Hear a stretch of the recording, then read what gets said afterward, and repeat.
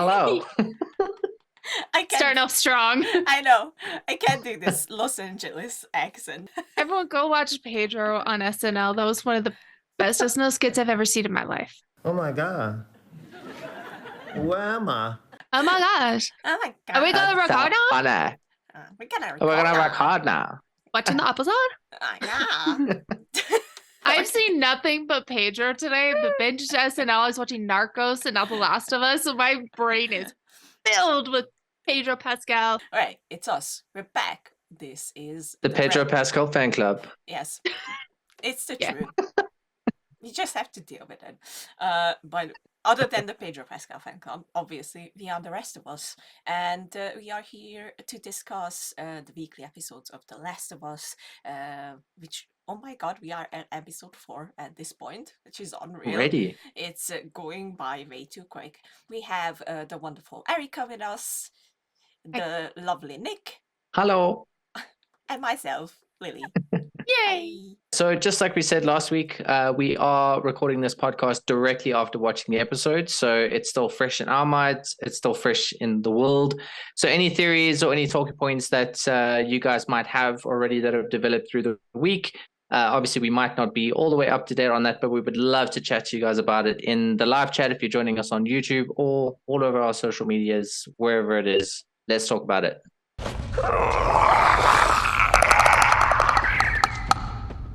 All right. Erika is very happy. I burst into tears. I was so happy. I- Like literally, I grabbed the tissue that I brought with me this time. And I was Good. just like, Prepared. Well done. Well done. We learn. We learn. We have an important question to ask you, Lily. Did you skip the opening sequence again? The intro. she did. Of course she did. She did. Look at that face. She definitely did. Guilty! Yeah. Guilty. No, I didn't. Yes, I did. I'm sure you didn't. I can't help it. I'm just too impatient. I'm like, it's too long. Just like, Just yeah. want to get into it. Yeah. It's true. I miss my cold openings. I'm going to say that. The first two were Yeah. so good Mm. that I just We missed them. were, me and my husband were sitting there like, I wonder what they're going to do with like a cold opening. What are they going to do? And they went straight to the credits. I was like, well, they're getting real straight up into this episode because it was a rather short one. It was a nice refresher after the longer episode. And because- emotional. Yes. Yeah. Yeah. Yeah, definitely. We basically start off with wonderful Ellie. I loved how she was trying out the looks. She's just With like, with the gun, like, you know, how to do this. I like that she's smart and she takes out the bullet from oh, we the love gun. seeing proper gun safety. Like, come on. That was like, because I was expecting, like, you know, it's gonna still go off, but then she did the Mhm. whole taking it apart and getting Yep. the last bullet out, and I was like, okay, you're a smart one. We like you. It was nice to see, but it's one of my favorite things to take a look at is like, here, I'm going to use this weight as gun representation. So okay. when people do guns, one of the first things I check is gun safety. So they'll have their finger up on the barrel, Mhm. which is exactly how it should be. If you are not planning to use your gun or anything at all, that is exactly where your finger needs to be at all times. And that's always the first thing I check. And I'm like, yes, love some good proper safety, even though they're not real guns. And then we get my favorite things, which is the puns from Ellie. I love puns. Katie's always so annoyed I with me. love them. I I get so mad at people who are annoyed at it. I'm like, but they're hilarious. They're It's so good. They're I, so good. you know, like Joel is just standing there not appreciating the puns, and I was like, come on, laugh. It's so funny. Please It's laugh. true. And it was nice seeing the like so kind of like the first like Easter egg is obviously the no pun intended two, Yeah. which is what Riley gives Ellie, which we'll meet Riley later and we'll get a little bit more of that. But it was nice seeing that, and the jokes that she makes are all ones that in- Ashley Johnson said in the games. Yeah. Yeah. And seeing the progression of Joel's reaction to each of the jokes. It's so fun. So beautiful. Well Beautiful. done. You can't hold it in. They are good. You have And it's to always laugh. the It poop joke eventually that gets you. gets everyone. Of course it is. Oh, what else? What else? I have a good one for you guys. It's my favorite one. I love it so It's much. so me. Okay. Okay. Oh, Knock knock. Who's there? Europe. You're a poo. No, you're a poo. I knew it was coming. I knew. Oh, it's so bad. I love it. It's so good. It's so good. Oh I love God. it. Anyway, get back to the episode. Yes, ponds are fun. We love ponds. Yes. And then we get on the road and we get the scene that Erika was waiting for. The and scene. didn't happen. And it's was- word for word Oh. exactly the same. It was so perfect. It I really was so happy. Just like the way that Ellie's expressions were, the way she's like, I want to see what all the fuss is about. You know, just like it was. Why are the pages stuck together? I liked when at that point she literally just looks at Joel and Like, oh, I know what I'm gonna say. You know, and I'm Like, like, you and we evil got little the brat. favorite. Bye bye, dude. Bye-bye, dude. That's yeah. And that was when I burst into tears for a second time during that scene. I love that they know what are the things that they simply just can't leave out from the whole adaptation part. Because let's be fair, this is once again detouring from the game heavily in a way, which is not a complaint. Before I will talk anyone- about my thoughts here soon, actually, as to why I really liked the way they did it. We're not in Pittsburgh, we're in Kansas City. Mhm. But before we get into Kansas City, they make a little stop because obviously it's a long ride and you get tired. And Joel rightfully so says that they need to stop and take a little break from all the driving. And here's my first complaint. This is a complaint because Ooh. I was like, Uh-oh. you're starting to do it and I hate it. Oh, the no infected. Yes.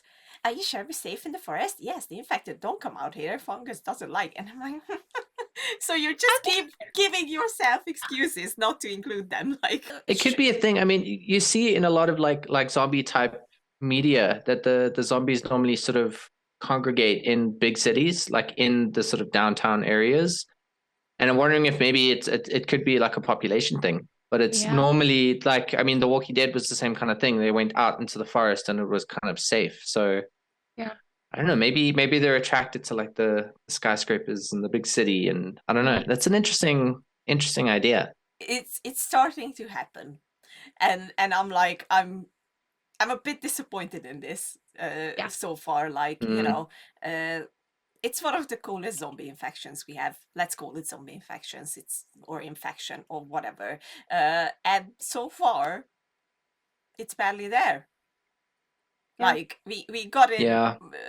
a little bit obviously in the first episode, and then the second came down with it a bit better, and then we saw one in the third one, and then basically we're at the part already where there was none in this episode.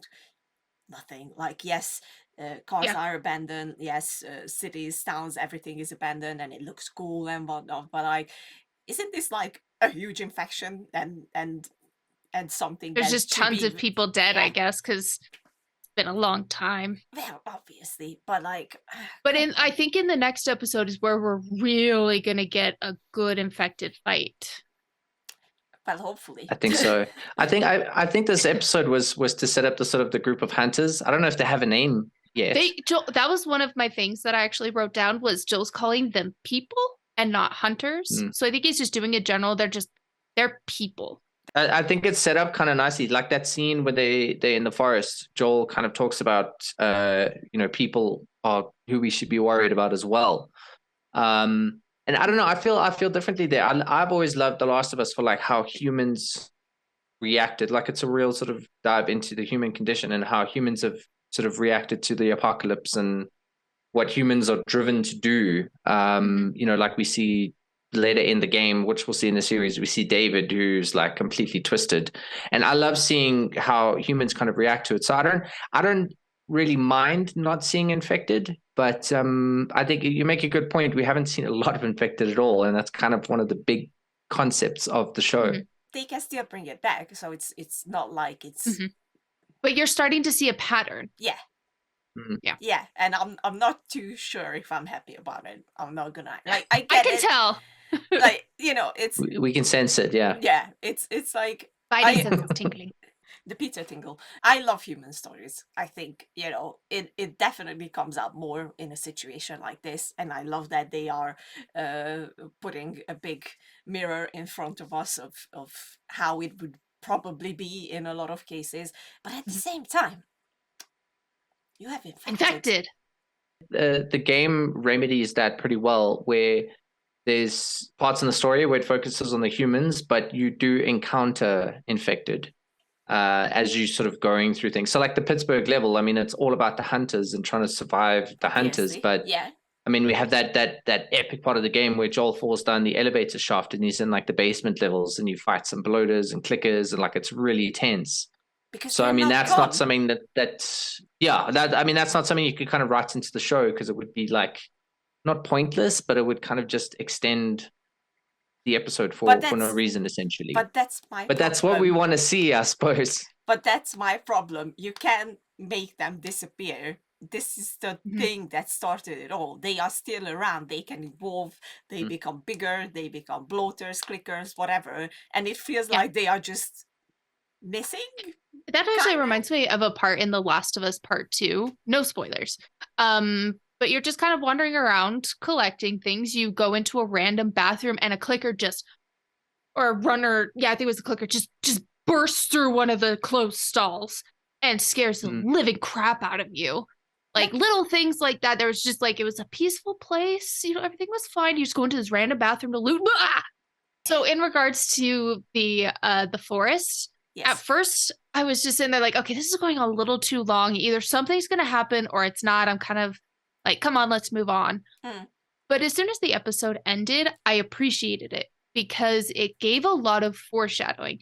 He wasn't able to sleep, so he stayed up, with his gun, making sure everything was okay. Later on, he actually sleeps and feels somewhat safe. Worried about people. It's almost kind of like the opposites happened, which I kind of was like, okay, that makes sense. It's a little bit of foreshadowing for what's to come. But the coffee in the game, Joel doesn't get his coffee. So we get into, I love that scene because that's basically me. When they are driving around, Joel finally talks about Tommy and, why is he the way he is? Because we don't get a clear view on that in the games specifically. But here we get like a little backstory for Tommy as well. Like, he always had this, we could say it's like a hero complex. It's a hero complex. Yeah, exactly he wants to save the world no matter what. He joins the army and then, it's not going the way he plans it goes. And that was finally confirmed too. Like we all kind of assumed that the Desert Storm sticker was not Joel's, but we finally kind of got that. Yep, this is Tommy's. He was the one who did it. Yeah, exactly. So that was a nice nod for us as well. Tied up. Yes, exactly. And then I just love that because I'm literally the same. Joe's like, you should sleep. You're tired. I'm not even tired. I love that. I'm so glad they did that. It's one of my favorite things. That's me. In the game. It's like, I'm not even tired. Just and that jump cut. Oh, it's so good. Yeah, that's literally me. Every time I sit in a car, I love that. I need like 10 minutes, and I'm like, and I was like, I feel you. I'm the same. and then we get into obviously not Pittsburgh because.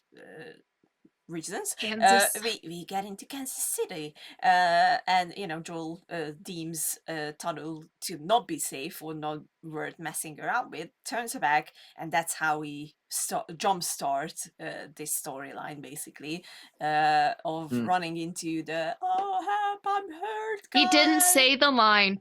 He didn't. He didn't say it.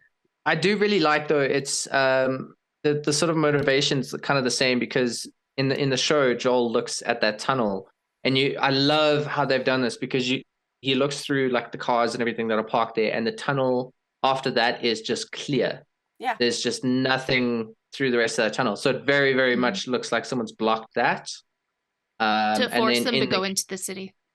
Yes, and then in the game, Joel's on that highway, and there's cars blocking the highway, and then there's like a little turn off that he can take. And in both the show and the game, he kind of goes, screw it, and then decides to go through. So I think he knows there's very much chance that this could be incredibly dangerous, but I think he doesn't want to add the journey or add the time to his journey. So it decides to take the dangerous route. I love that that's kind of the same, because Joel essentially kind of drives straight into this trap. There was one thing as well with the ambush that I don't know how you guys feel about it, but I was really, really hoping that we were going to have like a bus connect with them, like in the game. I mean, it's like it's just like way too extra, and like it wasn't necessary. But I was hoping that they would just be bus. All those NPCs like throwing the bricks and stuff at him, shooting at him was great. And just the anxiety of just kind of like that turning into the shop and smashing into it kind of got like the vibes of that first episode where it was like, oh yeah, this is perfect. We get the whole Joel killing everyone and making sure that Ellie is safe kind of thing. And yes, obviously, I kind of figured out as soon as Ellie picked up the gun in the previous episode that this is where we're going to get her saving Joel. Yeah. Like literally. It was a bit weird that I don't even know where she shot the guy, but it feels like she shot him like in the back because he was like, I can't walk. Yeah. I think it was right on the spine. Yeah. Probably. And then... But she did look like she was pointing like way down. I was like, is she gonna shoot Joel like through the sky? I was a bit worried for a second. I really enjoyed the whimpering and the pleading. That sounds wrong. Please don't take it the wrong way. Because that's what happens in the games too. If you hit somebody like in the knee or knock them down before you strangle and kill them, if you let them go, they will not let them go, but let them keep talking. They'll plead with you, let me go, all of these other things. So it was nice seeing that in action, because that's not something that I think people will terribly notice, because you're in the mode at that time. I'm just going to kill this guy. I'm not going to let him talk. That's dumb. He's going to get up and get me. So I thought that was just like a really nice little nod to a mechanic in the game. There was also, I don't know if this was done on purpose or not, but when Joel kills the first guy, and then the other guy says like, oh, you got this guy, motherfucker. Like, he like says his name, and he's like, oh, you hit him.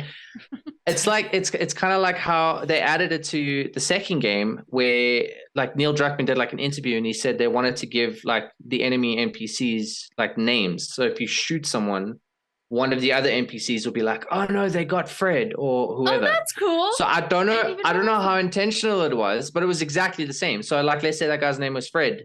Like this guy was like, oh damn it, you motherfucker, you got Fred. And then he goes and he checks on him. So I don't know if that's like an intentional nod, but it sounded exactly like what they do in the second game. I thought it was really cool. I thought, if that's intentional, that's like so low-key cool little Easter egg.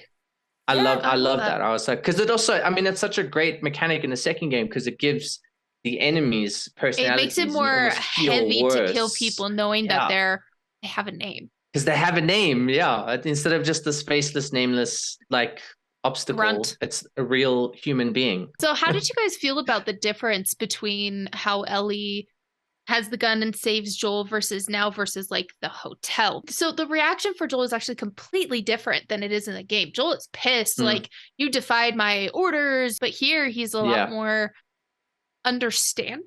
I kind of liked the more calm route. When Joel didn't say like, oh, you almost blew my head off, what are you doing, give me that gun. I didn't like it initially. I was like, oh, it doesn't feel like Joel would be pissed off about that.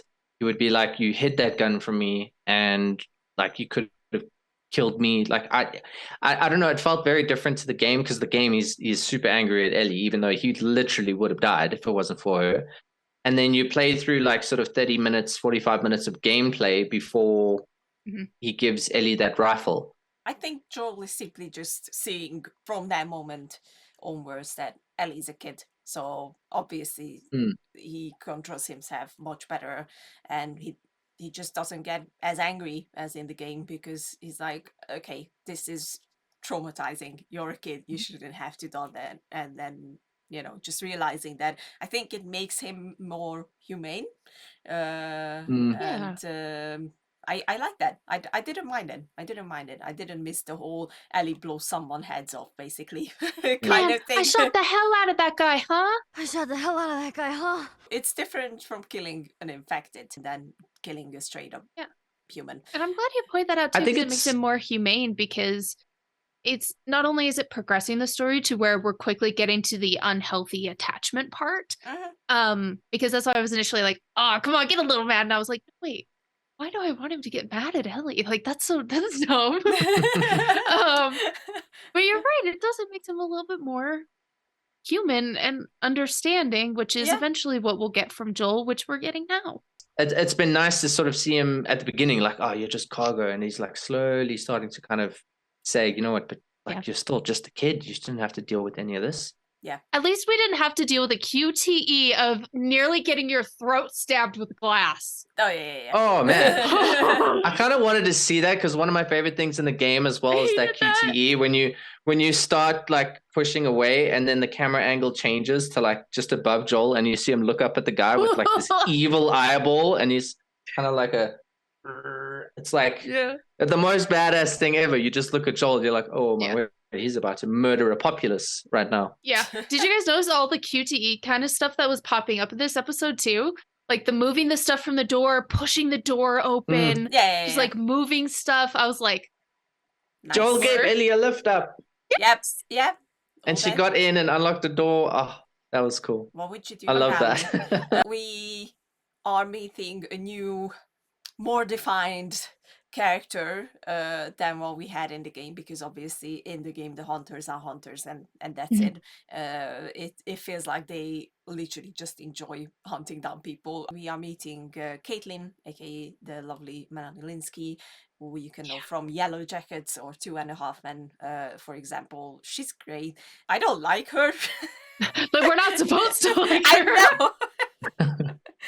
I mean, she is the kind of character that I like as an Eva character. Like, you know, I think the motives and everything are just great behind her. She's seeking justice for her brother, I guess. Somehow her brother died, but they name dropped Henry real quick. Very quick. Yeah. Very, very quick. And it feels like that it's personal for Henry and Caitlin, basically. Which was, you know, because in the game, I like that they are literally just trying to get by and meeting up with their group. But in here, they obviously changed it to Henry lived in the city, I guess, and having a bigger involvement in the whole thing. Instead of us just in the game, just like coming across Henry and Sam. Yeah. I like that in the show, kind of like what they did with the third episode, expanding the world a little bit. That's exactly what they're doing here. So then we can have a little bit more of an emotional attachment, hearing something about them and their story. But this whole next little bit is what I was kind of like considering as like exposition of consequences. Because in the game, all you do is like you kill a bunch of people and then all of a sudden there's more bad guys. But within the game, or not the game, the TV show, within the show, we're able to see the background of consequences saying, oh, somebody killed these guys. We need to find them. We need to do all this stuff, even though they assume that it's most likely Henry. They don't know that it's Joel and Ellie, but because Joel and Ellie did this thing, everything blows up. It's a huge deal. And this is my theory, is because they're doing that, it's going to make the beginning of The Last of Us Part 2 make a lot more sense, because we're getting a lot of reaction to consequences and how big of a deal it is to how things are going to go in the second one, because there's a lot of consequences that Joel is going to have to deal with. The other thing I will point out is that we got my dear friend Jeffrey Pierce. I wanted you to do that. I was so excited. His appearance as Perry. He's badass. I love that beard. He is so badass. Seriously. I love the hair, everything. No wonder he was training so much. Like, come on. Yeah. Oh man. And just hearing him speak, I'm like, oh, there's Tommy. Tommy's here. Because if you don't know, Jeffrey Pierce is Tommy in the games. And here he plays Barry, and it was very strange that no one called him by his name in this episode. I was like, we know he's Barry, obviously, because he was announced as Barry that's in true. the Lessons, but no one said, hey, Barry, or something like. Right. And I don't know if this was just me, like, hearing, like, because you know him and stuff, but like I'm just like looking at him as he, like, it was almost in the beginning when he was introduced, just like his stance, and I was like, that dude knows at how good he looks in a beard. Like, you can just see it in his stance. He knows, and he's working it. Oh yeah, he is rocking it. Yep. Oh, amazing. way to go, Jeffrey. The first time I saw him, when he came up and he's like holding that gun and he's just like there, just looking like a freaking soldier of war, I was like, damn, dude. I want to like grow all my stuff out now as well. Even though you just cut it off. You just cut it off. I just shaved, but come on. I'm gonna have to grow it back now. Dye everything gray. Yeah. Hell and yeah. Jeffrey, I'm coming for you, bro. You can try. I was very excited to see his character because I initially thought like he's a pretty big deal, Jeffrey Pierce in the games. And so I'm like, they're totally going to just introduce him like last second at the end with like a couple That's quips. what I was expecting as well. We got stuff about him and it made me so happy. I didn't think he was going to be like the right-hand man. I thought he was going to be the leader of the hunters. If that's the case, I have a feeling he's going to have a bigger story. But you know what I would love to have happen? Yes. Is, throughout the, first season, maybe something happens. Maybe we assume he dies, something happens. We don't see him again throughout the entire first season. Then the second season happens. And we see him in the village that Joel and Ellie go to. And we just see him there working or like training people. And we're like, it's that guy. He turns to the good side. Like that's my prediction of what's gonna happen. That would be cool because it does actually say on the Wikipedia page. Jeffrey Pierce actually says his character has huge implications for things that occurred in the game. So he could be a really, really big character. Like I said, I thought he was going to be the leader. So maybe he takes over from Kathleen or something. Lily's being quiet because her podcast episode is going to drop into February where they talk to Jeffrey, so she's being quiet. The only thing I will say, if you're looking at that Wikipedia page, the picture of Jeffrey there is a picture from our podcast. To all the films you judged before, yeah. It happened with us. That's where they took the screenshot from. That's awesome. Yeah. Oh, that's so cool. That's why I could watch it again because I didn't even. That's awesome. Yeah, Jeffrey's great. We love Jeffrey. He even looks cool in that picture. It's just this guy's just like oozing with coolness. He's just cool and one of the kindest people ever to exist on this earth. Just putting it out there already. That's wonderful. We love you, Jeffrey. We love you, Jeffrey. You're great. I will point out two things that I think gonna make what happens to Henry and Sam even more heartbreaking. I was like, oh, you can't do this. It's very annoying. You have to stop this. We were already destroyed with Bill and Frank. So they find this attic, basically, where Henry hid Sam. And we can see all the food and everything. And then you can freaking see the superhero drawings that Sam did. And I'm like, don't give me that. And Sam put paint on his face. He put red. Because I didn't understand on the pictures when they just released the promo pictures why he had that red. He was painted, yeah. Yeah, I was like, okay. And now they explain it that he's into superheroes and he's drawing themselves as superheroes, and I'm like, I'm really excited to see if Joel and Ellie happen to know sign language because Sam is deaf and so is the actor, which is a change from the game, but I think it's going to be a really cool one because that means he won't be able to hear clickers or runners or anything. Yeah, or anything. And it makes me question if they're going to include the sewer scene. I hope they do something with the sewer scene, but maybe not as big and dramatic. But I feel like I really hope they do because that's a real big part of their story. I mean, just imagine this deaf kid going into the sewer and getting a feel like we got in one of my all-time favorite movies, A Quiet Place. Oh, yes. Mm. You have a There's so much perfect potential. opportunity there to have Quiet this, Place did it, so this incredible They can. horror sequence with the clickers, stalkers, and whatnot, and this deaf kid just in the middle of it with an, well, assumably with an adult that can't even do sign language, because at that part he's gonna be with Joel, so Yeah. it's I'm there. so excited.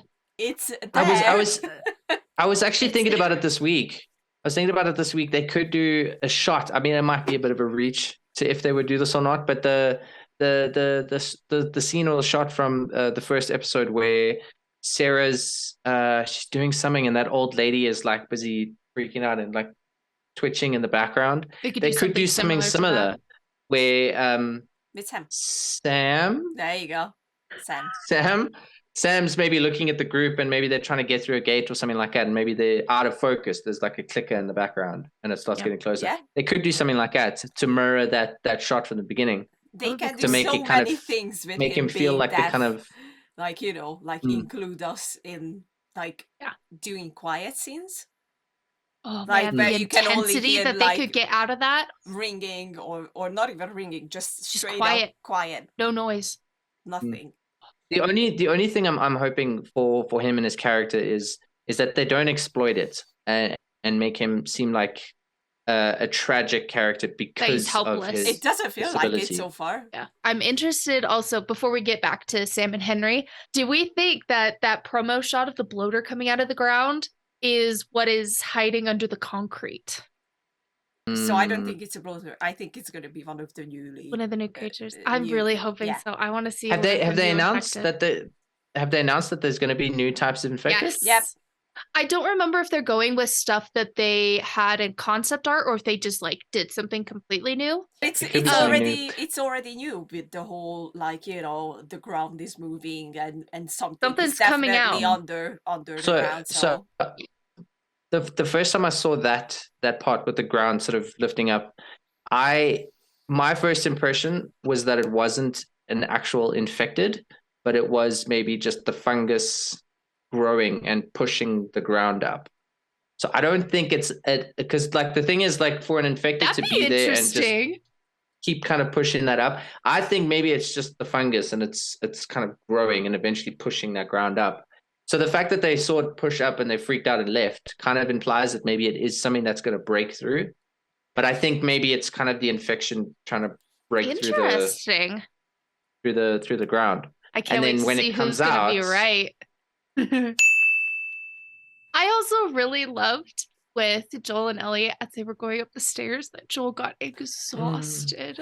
We keep bringing that up, like, he's old, he's 56 is what it is. Yeah. And the poor guy is exhausted. And I was impressed they got to floor 33. 33. To be totally honest. Yeah. That's quite far. But he's tired. He actually sleeps. It was a little bit of foreshadowing when Ellie like asks, you know, I noticed that you can't hear very well out of your right ear. It's foreshadowing because when we see him again asleep, what's he laying on? His left side, so he can't hear. So therefore, they're taken by ambush by Sam and Henry, which I thought was cool. I don't know if we're going to see anything else again with the deafness, but it was perfect for that scene. Probably, yeah. Yeah. Because I mean, they kind of did something with that in the Hawkeye series where Clint is deaf, I think in one ear or both. He ends up being deaf in both. Yeah. But I mean, that was kind of just mentioned at the beginning and it wasn't really touched on for the rest of the series. So I hope that they don't do the same thing. I hope that it becomes a persistent thing. Are you talking about the movie or the TV show? Hawkeye it's persistent. It's there. Like, you know, he has problems. It's like throughout the whole thing. It's throughout the whole thing. Did you finish the show? What are you talking about, Nick? Okay, disregard what I said. I watched it a while ago. I've completely forgotten. It's okay. I hope they do this. I hope they do it the same way then. Like addicts. So I have it everywhere on me. Like, come on. If one of us misses something, the rest of us will get it. What I found interesting in that scene, it's the first time Joel laughs at the joke And it's a poop joke. Obviously, it's a poop joke. And It's they have always a such a poop joke. wonderful laugh. And it like fades to black, they're going to sleep. And I was like, they're not leaving it at that. We're going No. to get something. I thought that it's going to be Perry. I'm not going to lie. I thought so too. I didn't expect us to see Sam and Henry yet. Sam and Henry are not in the same outfits at all. No. So I'm assuming it's still winter-ish in the show. Probably. They haven't moved on seasons yet. But No. yeah, they're not wearing the clothes from the show yet, but maybe they will. But it's more important about Joel and Ellie wearing the same outfits than it is That's the most important about the thing. others, in my humble opinion. There's a piece of dialogue in the game which I thought was so fascinating. It's a nice little sort of explanation on Joel's backstory as well, where so in the show, Joel says he knows all about these types of people. And Ellie's like, oh, you do? And he's like, yeah, I've been on both sides. And I think that that's such a great line because it kind of gives Joel that backstory of like, he's been the one that's the ruthless killer and steals from people and things like that. So I love that line. I love that they included it. Once again, that was line from line the same because I was like, I love it. It's one of my favorite lines as well. It's such a great line for Joel's character. I'm so glad that it's Joel in the show. is an asshole. Yeah, he's not a good person. He's not a good person. And I think We love especially him, but, exactly. he's a really well-written character. And it's okay to like his character. Yeah. But it's not going to change the fact that he's an asshole. Yeah. And he's a cold-blooded He's killer. less of an asshole in the show, but like when you play the games, he's an asshole. He is. He's a bit of a dick. That's why I will jump back just a tiny bit to that scene where they kill the kid, because it's a kid. That's very obvious. The first thing he's saying is that he's going to go back to his mom. And then when Joel kills him off screen, he's crying after his mommy. It broke my heart. It you know what it reminded me of? One of my favorite movies, Saving Private Ryan. I was gonna say that's exactly what it reminded me of too, because when Doc is dying and asking after his mom, obviously. Seeing that replay in my head. Oh. When they take his body back, doesn't his dad kind of kneel down? Yeah. I was hoping it would be his mom. So but that's also, I mean, that also speaks to Erika, what you were saying about consequences and things like that. You actually see the ramifications of what Joel's done. Obviously. Which is really, really cool to see. Yeah. It's also a point on Joel being cold-blooded because he just doesn't care. He's like, if you're trying to attack me, I will kill you. Yeah. Yeah, he kind of just tells Ellie to go away and then just... Oh yeah, there will be lots more of that. Tons more of that. Oh, yeah. Great episode. Very great episode.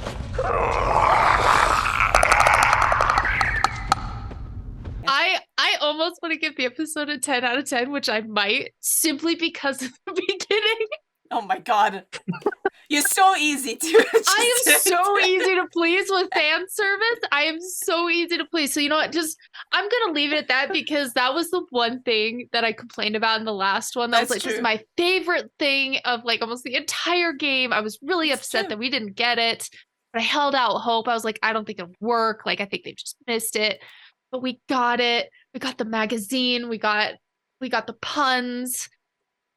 I'm going to just call it a 10 out of 10 because I am very easy to please, but I also didn't have any complaints about the episode. Fair.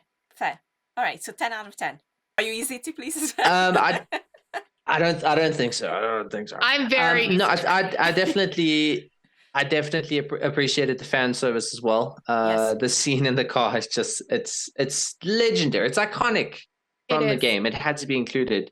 And the jump cut when Ellie's sleeping as well, like little things like that are just such great fan service.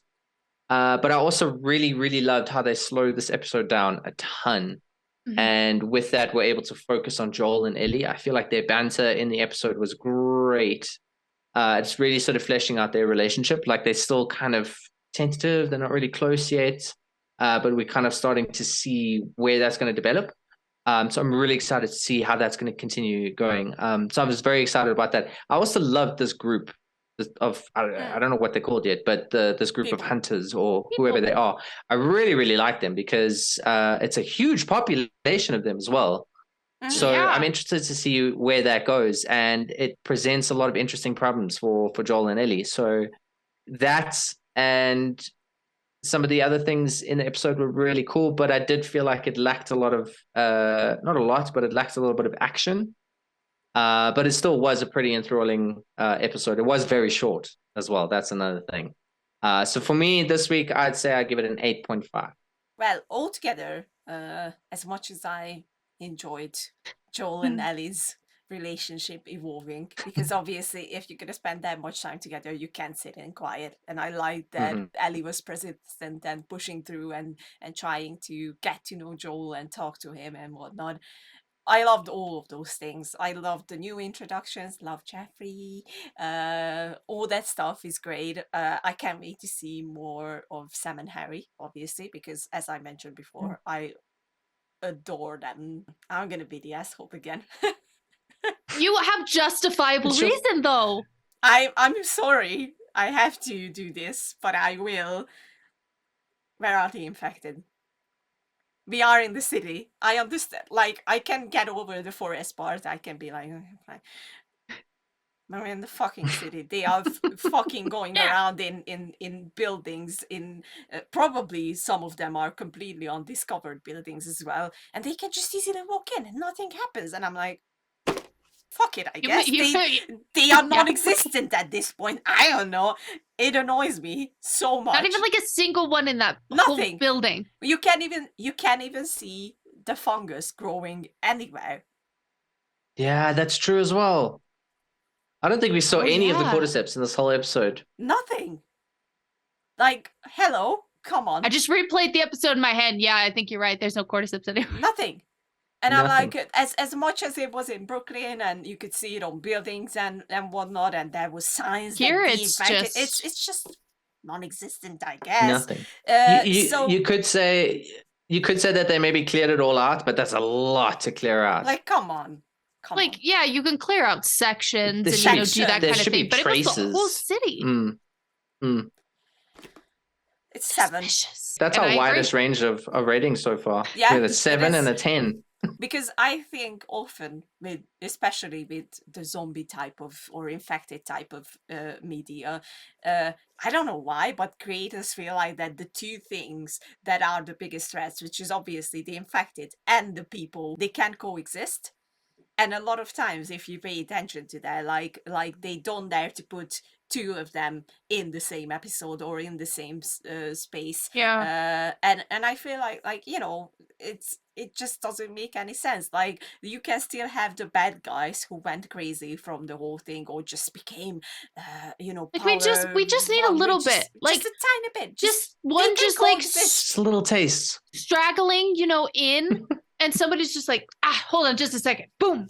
Yeah. Okay, back to it. Like, it can coexist. And that is very good. I'm just promoting movies in this episode. I'm not even sorry. I'm just gonna put in the perfect example because you cannot convince me otherwise. 2. 1 is Train to Busan. Oh. Which is the greatest. You need to watch it. You haven't seen Train to Busan?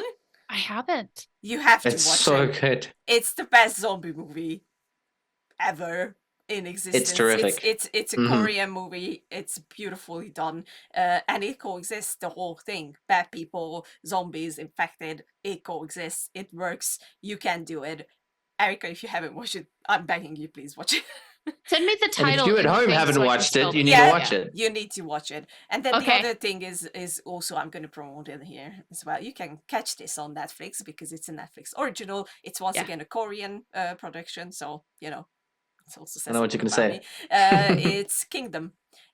Kingdom is fantastic. It shows perfectly, and it's a political century drama with zombies in it, and it fucking works.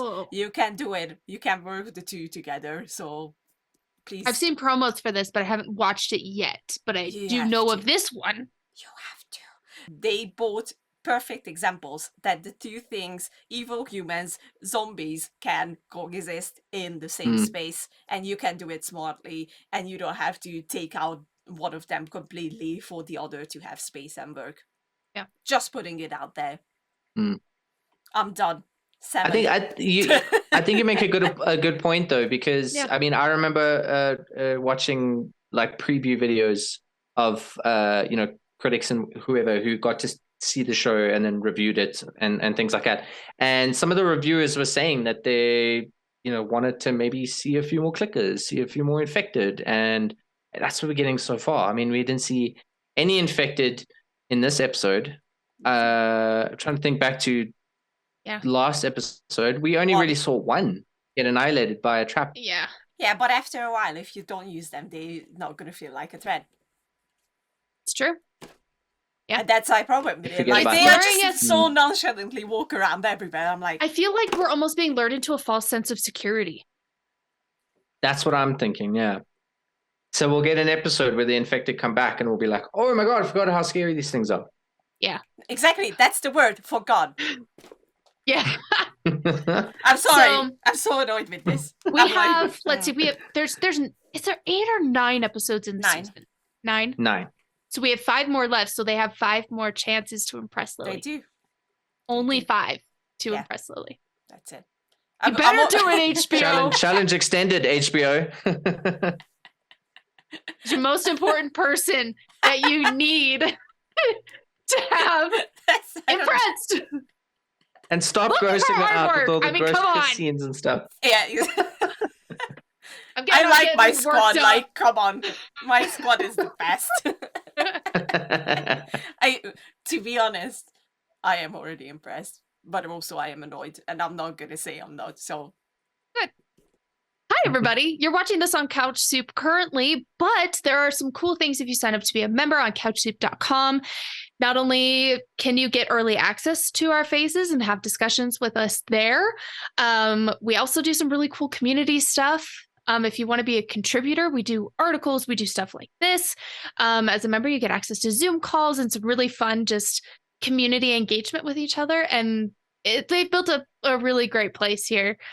So we would love to see you come on over and hang out with us, get to see our faces a little early. And there's some other really fun projects coming down the line that will be exclusive, possibly to members only. Oh, teasy. At least I'm trying something. We'll find out later. I like it. All right. So this was us, the rest of us gang. And we're gonna be back next week. So, you can never get enough of us. Just saying. Just put it out there. It's true. And there will be a season 2, so yeah. They're coming back with baby. us. They're coming back. All right. Take care of you all and endure and survive. Endure and survive.